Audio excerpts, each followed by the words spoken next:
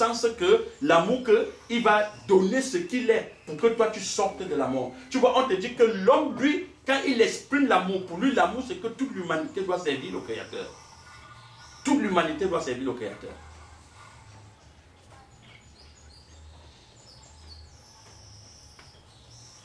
Donc, vous comprenez que quand on est ténèbres, les mots ne peuvent devenir libres que si ce que je suis a changé. Et maintenant, quand on dit ténèbres, l'apôtre Paul dit, vous étiez ténèbres. Est-ce que quand vous marchez dans la rue, vous voyez les gens sont les ténèbres?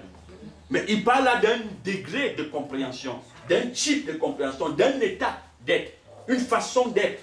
Les ténèbres, c'est une identité propre. On sait que les ténèbres, c'est l'identité de la conscience cosmique.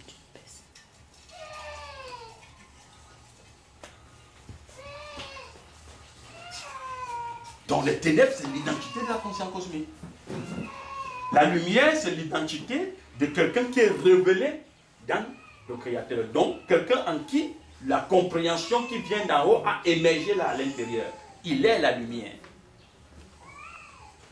Et le Messie nous disait quoi? Vous êtes la lumière du monde, le sel de la terre. Vous êtes la lumière du monde, le sel de la terre. Est-ce qu'on allume une lampe pour mettre sous la table? Est-ce qu'on allume une lampe? Il voulait dire quoi? Qu'il faut briller. Exprimez-vous. Donc, quand quelqu'un devient lumière, fils d'Élohim, quelqu'un en qui l'Éternel a déposé là ses vertus et ses qualités supérieures, il devient la lumière. C'est ça qu'on appelle l'homme. Donc, l'homme est égal à la lumière. L'humain est égal ténèbres. Et je dis, personne ne peut s'exprimer en dehors de la source auquel il est tiré. Comme tu as dit tout à l'heure que Dieu ne veut rien dire.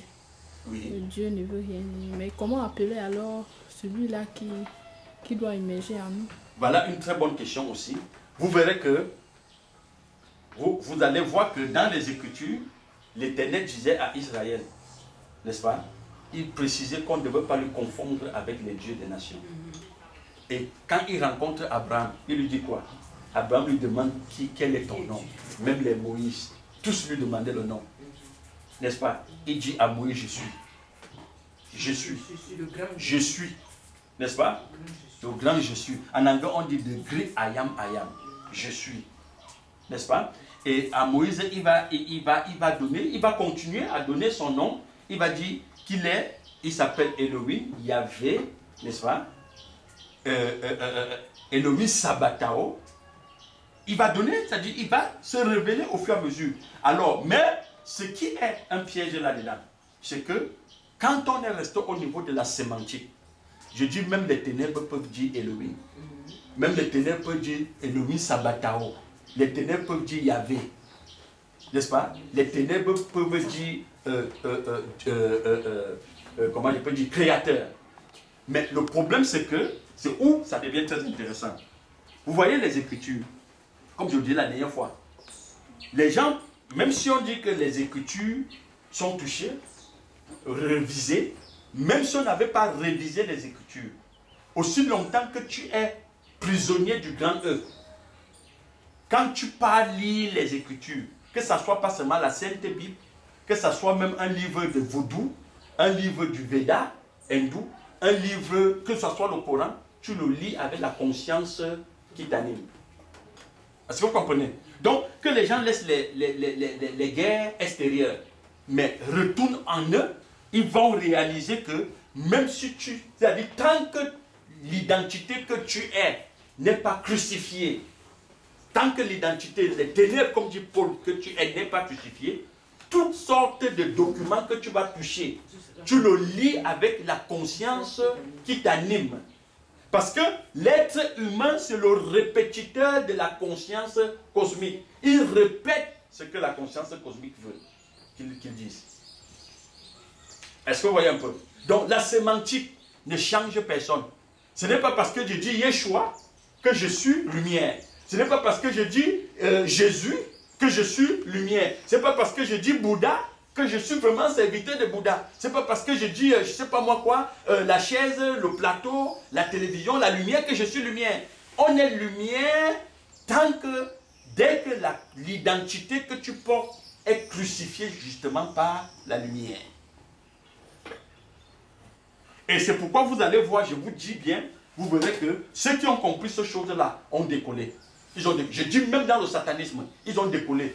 Vous allez voir par exemple, vous verrez que dans la religion humaniste, on vous dit carrément que vous pouvez aller à l'intérieur de vous, à partir de vos expériences, à partir de ce que vous ressentez, faire une belle carrière politique. N'est-ce pas? Vous allez voir des gens qui deviennent au quartier ou dans une ville des conseillers des autres, mais pourtant ils n'appartiennent à aucune assemblée. Et jusqu'à ce que même ceux qui sont dans les assemblées disent que le monsieur là a des très bons conseils. Pourtant c'est un humaniste. Est-ce que vous voyez? Mais parce qu'il peut fouiller à partir de ses expériences, à partir du fond de lui. Je dis, ce qui change l'humain, c'est la compréhension qui vient du Père. Tant qu'elle ne pénètre pas là, n'émerge pas, tout ce que tu peux faire, tu n'es qu'un répétiteur. Même si elle est adoucie.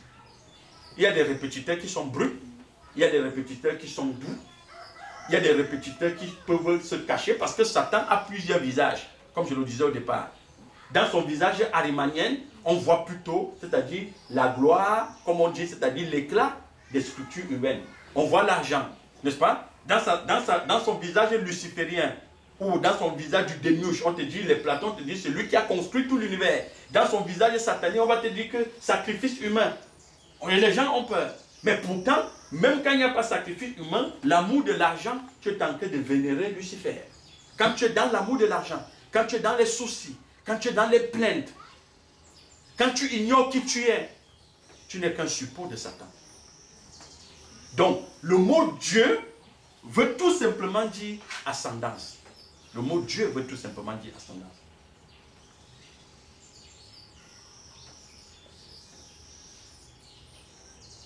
Donc, certains même qui sont à un niveau très poussé dans la conscience cosmique, ils n'appellent pas Lucifer Dieu. Ils ne restent pas seulement sur le mot Dieu. Ils l'appellent ange bienfaiteur. Même les Écritures vont te dire qu'il s'appelle, que son nom c'est Lucifer, l'ange de lumière. Et quand on parle de lumière, on fait allusion à un niveau de compréhension, à un degré de compréhension. Les mots que vous voyez là, elle est plus ancien. Je dis les mots sont plus anciens que l'univers. Les mots sont plus anciens que l'univers. L'origine des mots ne vient pas quand l'univers a vu le jour, mais l'origine des mots a été même avant la naissance de l'univers. Parce que le Père a utilisé les mots pour faire venir tout à l'existence. Donc il faut faire très attention avec les mots. Les mots, je le répète, c'est la propriété inaliénable du Créateur. On ne peut pas aliéner les mots. Ce sont des outils de travail.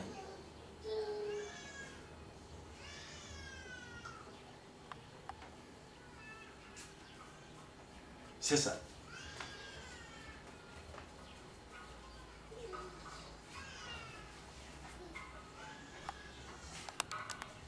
J'ai une question, frère. Est-ce qu'un support, quand il devient support, c'est-à-dire quand l'homme émerge en lui, il devient support du Créateur. Oui. Et est-ce qu'il peut encore parler de sanctification? On peut encore parler de sanctification ou de purification?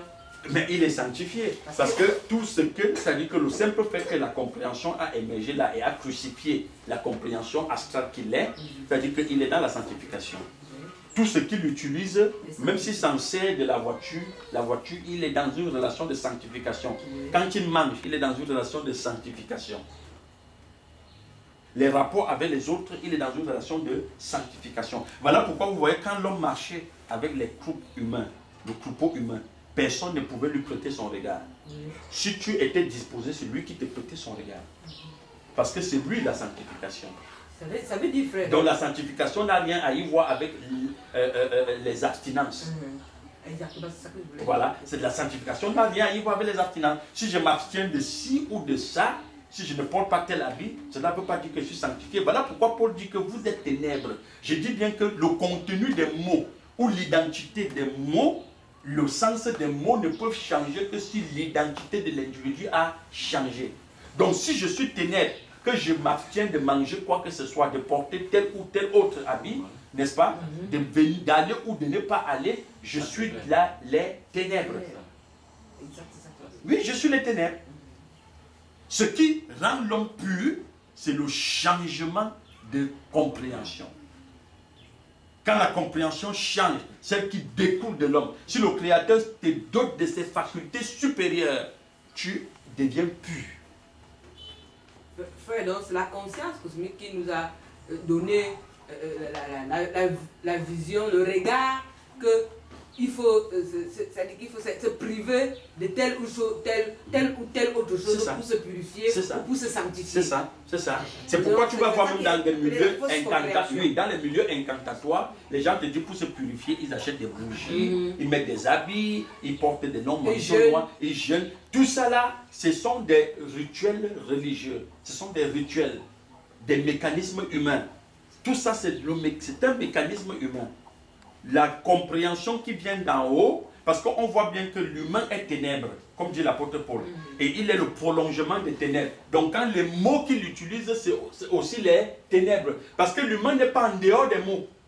L'humain n'est pas en dehors des mots. Il n'y a pas de mots sans conscience. Est-ce que vous voyez un peu? Parce que les mots commencent avec la conscience. C'est la conscience qui est l'énergie qui s'exprime. Donc, vous voyez que si l'humain ne change pas, c'est-à-dire l'identité de l'humain ne change pas, les mots qu'il va employer aussi ne seraient que la continuité des ténèbres. La continuité des ténèbres. C'est pourquoi Paul dit, vous étiez ténèbres, vous étiez ténèbres. Donc tu comprends que le contenu des mots, les mots épousent le vase. Les contenus du mot épousent le vase qu'il utilise. Il m'a été posé une question quand je parlais à ce sujet. Quelqu'un m'a posé donc la question, pourquoi est-ce que le Messie a jeûné 40 jours? Pourquoi le Messie a jeûné 40 jours? Il était déjà... Ça c'est une bonne question. Vous voyez, je n'ai pas fait qu'on lise Matthieu 4, verset 1 à 11 expressément, mais on va revenir sur ça. Pourquoi le Messie gêne? Quand on parle du Messie, on parle là de l'homme, on parle là des facultés supérieures du Créateur, on parle là de la vie. Oui. Donc la vie n'a pas besoin de s'abstenir, il a besoin de quoi? Parce que quand on parle de jeûne, ça veut dire qu'on veut obtenir quelque chose. Frère, selon la conscience cosmique. Oui, le jeûne, parce que dans la forme de la religion, quand les gens jeûnent, c'est parce qu'ils veulent obtenir quelque chose. Même si ce n'est pas quelque chose d'extérieur, même si c'est qu'ils veulent aller vers le Créateur, ça veut dire qu'ils veulent obtenir quelque chose. Mais maintenant, l'homme, c'est le Créateur. L'homme est le prolongement du Créateur. Il jeûne pour obtenir quoi? Pour obtenir le Créateur. Il est déjà le prolongement du Créateur. Donc quand le maître, on dit qu'il a jeûné, c'était des images. Le maître, c'était un instructeur, c'était un maître. Il enseignait. C'était un enseignement qu'il voulait donner à la conscience qui est là. Est-ce que vous comprenez? Et la dernière fois, je disais, le jeûne n'a rien à y voir avec l'abstination ou s'abstenir de manger ou de boire. Quand on dit quelqu'un jeûne, ça veut dire qu'il est sorti carrément de la conscience. C'est-à-dire que quand quelqu'un sort de la conscience cosmique, ou alors l'homme émerge là et crucifie l'identité de la conscience cosmique, l'individu là est dans le jeûne perpétuel. Parce que tant que tu t'abstiens du manger et du boire, mais tu consommes le reste de l'univers. Les pensées, c'est une consommation, n'est-ce pas? Les projets, c'est une consommation. Ce que l'œil regarde, que tu convoites, c'est une consommation. Si tu ne manges pas les aliments, tu es en train de consommer d'une autre façon l'univers. Est-ce que vous comprenez? Donc c'est ça. Donc le maître, on ne peut pas dire que le maître, ce sont des instructions que le maître montre. Donc le vrai jeûne, voilà pourquoi dans Ésaïe 53, ou je pense dans Ésaïe 53, dans Ésaïe, il est dit que le vrai jeûne, c'est de couper les liens de la méchanceté. Donc le vrai jeûne, c'est que, vous voyez ici, que cette connexion entre la conscience cosmique et l'individu soit supprimée. Est-ce que vous voyez? Qu'il cesse d'être un répétiteur de cette conscience. Là, il est dans le jeûne. Il est dans le jeûne. Parce que même si celui-ci n'a pas de quoi manger, je vous dis, tant qu'il est là, la conscience s'il va s'exprimer. Quand il voit quelque chose, il dit, oh, je voulais être telle chose. Il est en train de consommer l'univers. L'univers, c'est celui-ci. L'univers, c'est la conscience cosmique. Et je rappelle aussi que dans l'univers, toutes les composantes de l'univers sont interconnectées entre elles. Donc c'était des instructions.